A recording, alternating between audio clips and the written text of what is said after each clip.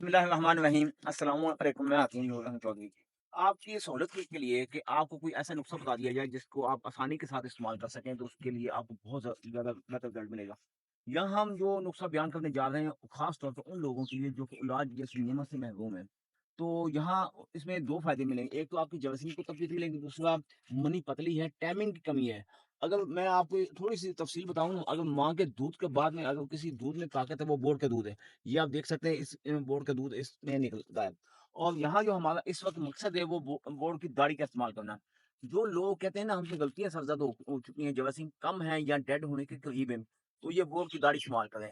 इसको यकीन यानी कि इस हिसाब ये मुकम्मल साफ-शफ़ाफ, इसको धोने की ज़रूरत है। ये देखिए, आप करीबी इसमें दूध निकल रहा है, इतनी ताज़ी है, फ्रेश है, और इसका उतना ही रिज़ल्ट बहुत बेहतर होगा। तो इसके इस्तेमाल करने से दिनों में आपको रिज़ल्ट मिलेगा। रिज़ल्ट क्या मिलेगा? ये ये वाहिद नुस्ख़ा है जिसके इस्तेमाल करने से मनी भी गाढ़ी होगी, जरासीम भी बेहतर होंगे, और इसको आपने यानी कि जितनी तौफ़ीक डाल के रख लें, और बारीक सफ़ूफ़ कर लें। सफ़ूफ़ करने के बाद निसफ़ चम्मच सुबह, निसफ़ चम्मच रात को 2 वक़्त इस्तेमाल करें।